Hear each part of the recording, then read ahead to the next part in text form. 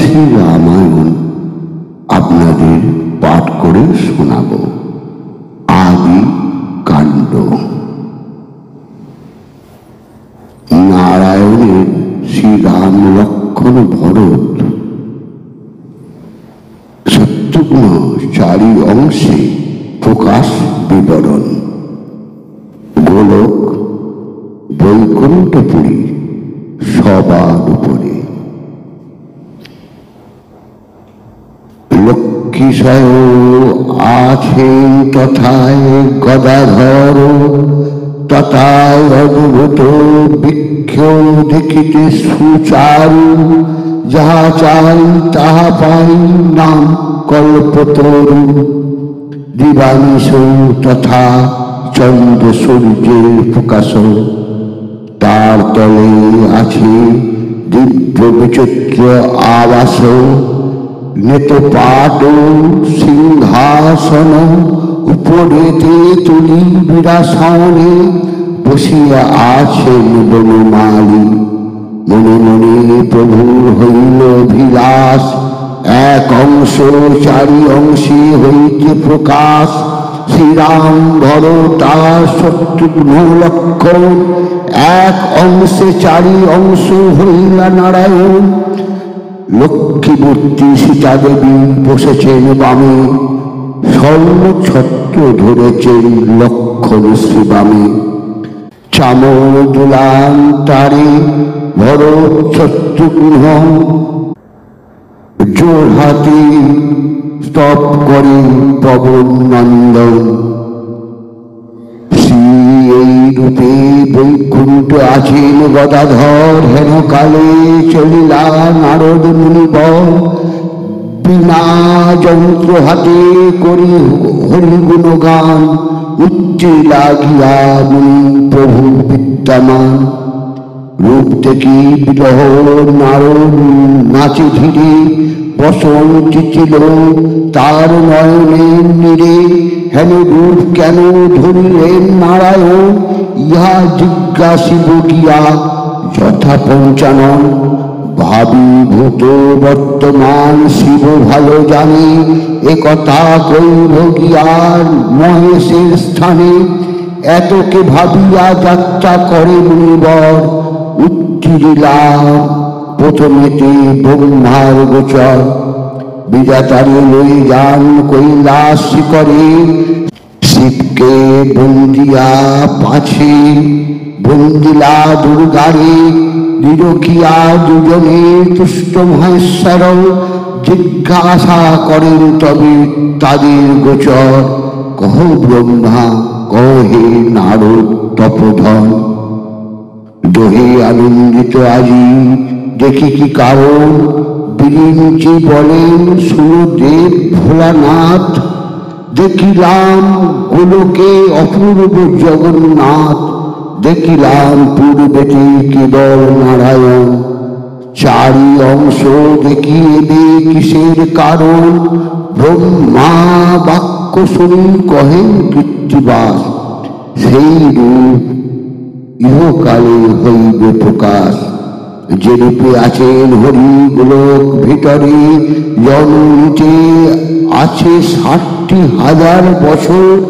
রাবণ রাক্ষস সবে পৃথিবী মণ্ডলে, তাহার বুঝিতে জন্ম লড়েন ভূতলে। দশরথ ঘরে জন্মিবেন 4 জন, শ্রীরাম লক্ষ্মণ আর ভরত শত্রুঘ্ন। এক অংশ নারায়ণ চারি অংশ হইয়া, 3 গর্ভে জন্মিবেন শুভক্ষণ পাইয়া।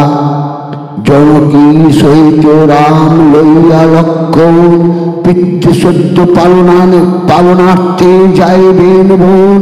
সীতা উদ্ধারিবে রাম মারিয়া রাবণ, লবকুশ নামে হবে সীতার নন্দন। মানুষ গো হত্যা আদি যত পাপ করে, একেবারে রাম নামে সর্বপাপী তরে। মহাপাপী হয়ে যদি রাম নাম লয়, সংসার সমুদ্র তার বৎসপদ হয়। হাসিয়া বলেন ব্রহ্মা শোনো ত্রিলোচন, পৃথিবীতে হেন পাপী আছে কোনজন? ধৈর্যটি বলেন মম বাক্যে দেহ মধ্য পথে মহাপাপী আছেন একজন। তারে গিয়া রাম নাম দেহ একবার, তবে সে নিতান্ত মুক্তি হইবে সংসার। বিধাতা নারদ মুনি ভাবে দুইজন, পৃথিবীতে মহাপাপী আছে যে কেমন? চবনময়ীর পুত্র নাম রত্নাকর, দস্যু বৃত্তি করে সেই বনের ভিতর। বিরিঞ্চি নারদ হয়ে সন্ন্যাসী হইয়া, রত্নাকর কাছে দেহে মিলিল আসিয়া। বিধাতার মায়া হইল রত্নাকর প্রতি, সেই দিনে সেই পথে কারো নাহি গতি। উচ্চ বৃক্ষে চড়িয়া সেই চতুর্দিকে চায়, ব্রহ্মা নারদেরই পথে দেখিবারে পায়।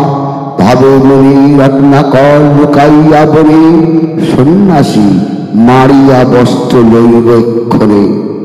বিধাতা নারদ দেহে যান সেই পথে, লোহার মুদগুল তোলে ব্রহ্মারে বধিতে। ব্রহ্মার মায়াতে তার মুমুল না চলে, মায়ার মুদগুল বদ্ধ তার কপতলে। না পারে মারিতে তবে ভাবে মনে মনে, ব্রহ্মা জিজ্ঞাসে নে বাপু তুমি কোন জন? রত্নাকর বলে তুমি না চিনো আমারে, লইব তোমার বস্ত্র মারিয়া তোমারে। ব্রহ্মা বলে মোরে নারী পাবে কত ধন, করিয়াছ কত পাপ করিবে এখন। শত শত্রু মারিলে যত পাপ হয়, এক গো বাঁধিলে তত পাপের উদয়। 100 ধেনু বধ যেজন করে, তত পাপ হয় যদি এক নারী মারে। 100 নারী হত্যা করে সেই জন, সেই পাপ হয় এক মারিলে ব্রাহ্মণ। 100 ব্রাহ্মণ বধে যত পাপের দয়, এক ব্রহ্মচারী বধে তত পাপ হয়।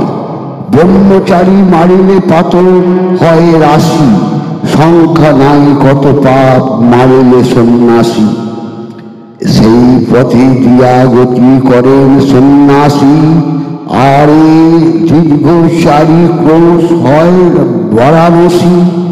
যে পাপ করিতে যদি থাকে তব মন, করহ এতকে পাপ কহিন এখন। শুনিয়া কহিল দস্যু রত্নাকর হাসি, মারিয়াছি তোমা হেন অনেক সন্ন্যাসী। ব্রহ্মা বলিলেন যদি না ছাড়িবে মোরে, ভালো স্থল দেখিয়া হে বধ আমারে। যথা কীট পতঙ্গাদি পিপীলিকা গন্ধে, লোভে না আসিতে মৃত খাইতে আনন্দে।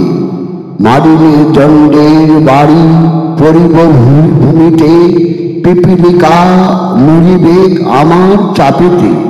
ব্রহ্মা বলিলেন পাপ করো কার লাগি, তোমার এ পাতকে কেহ আছে ভাগী। রত্নাকর বলে যত লই যাই ধন, মাতা পিতা পত্নী আমি খাই 4 জন। যে বা কিছু বেচি কিনি 4 জনে খাই, আমার পাপের ভাগী 4 জনে হয়।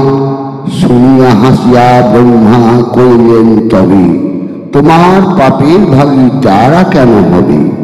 করিয়াছ এত পাপ আপনার কায়, আপনি করিলে পাপ আপনার দায়।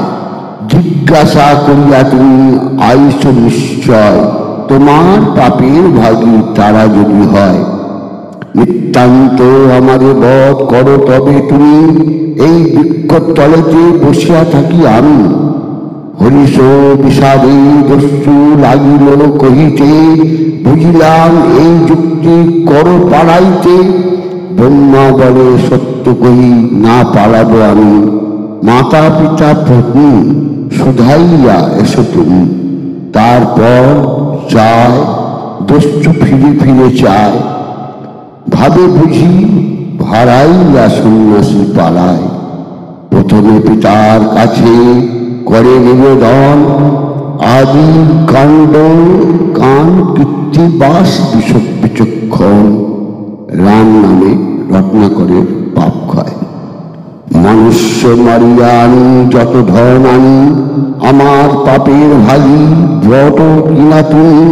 সত্যের পুত্র বচন শুনে কহিল চবন, হেন কথা তোমারে কহিল কোনজন। কোন শাস্ত্রে শুনিয়াছ কে কয় তোমারে, পুত্রকৃত পাপ কেন লাগিবে পিতারে। অজ্ঞান বালক তোরে কি কইব কথা, কভু পিতা পুত্র হয় পুত্র হয় পিতা। যখন বালক ছিলে পিতা ছিল আমি, এখন বালক আমি পিতা হইলে তুমি। যখন বালক ছিলে নাছিল যৌবন, বহু দুঃখ করি তোমা করেছি পালন। যত করিয়াছি পাপ আপনি সংসারে, যেসব পাপের ভাগ না লাগিয়া তোমারে। এবে পিতা হইয়াছি পুত্র তুল্য আমি, কোন রূপে আমারে পুষিবে নিত্য তুমি। মানুষ মানিতে তোমা বলে কোন জন, তোমার পাপের ভাবি হব কি কারণ। শুনিয়া বাপের বাক্য হেঁটে মাথা করে, কাঁদিতে কাঁদিতে কহে মায়ের গোচরে। সত্য করি বলো আমারে গো, কহিবে জননী আমার পাপের ভাগী নহে কি আপনি। জননী কহিল ক্রুদ্ধা হইয়া পাপ, এক দিবসের ধার কে শোধে আমার।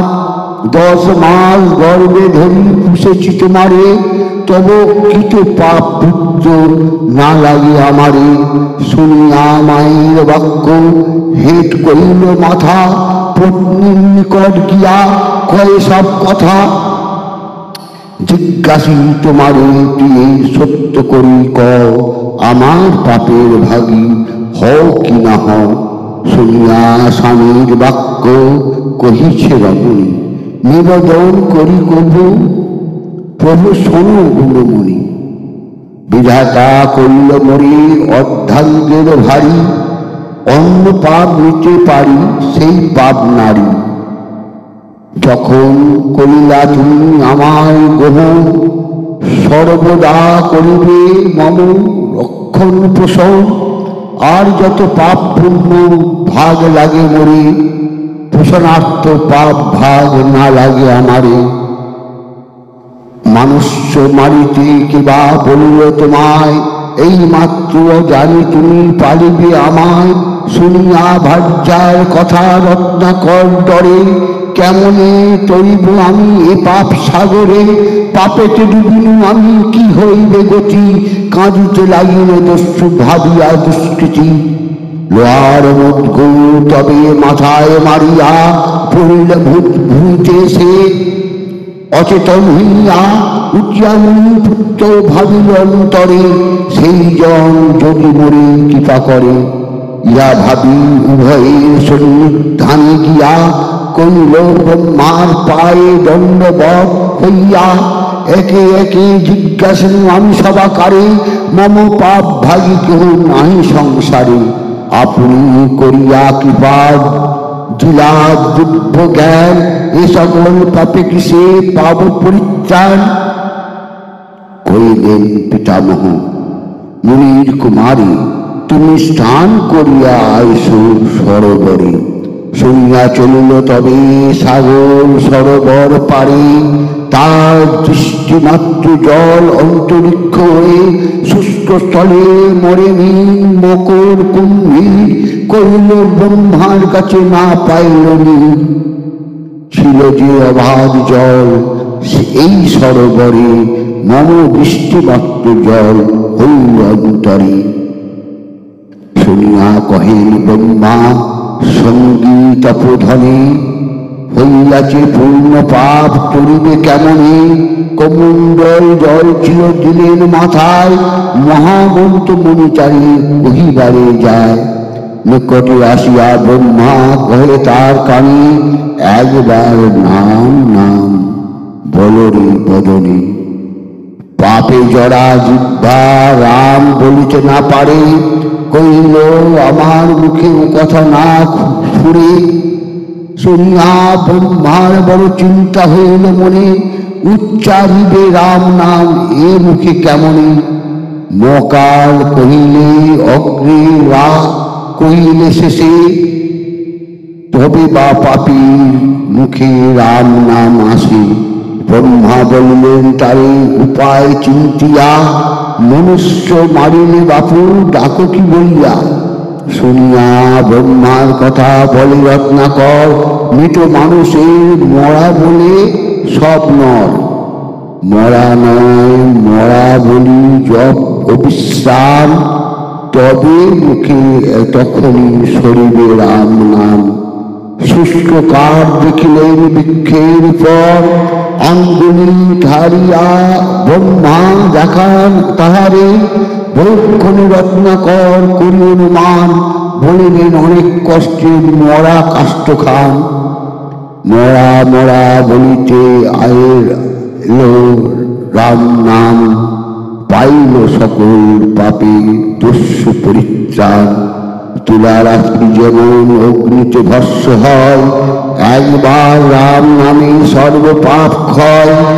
রামের মহিমা দেখি ব্রহ্মা তারস, আদি কাণ্ড গাইলেন পণ্ডিত কৃত্তিবাস। নমস্কার।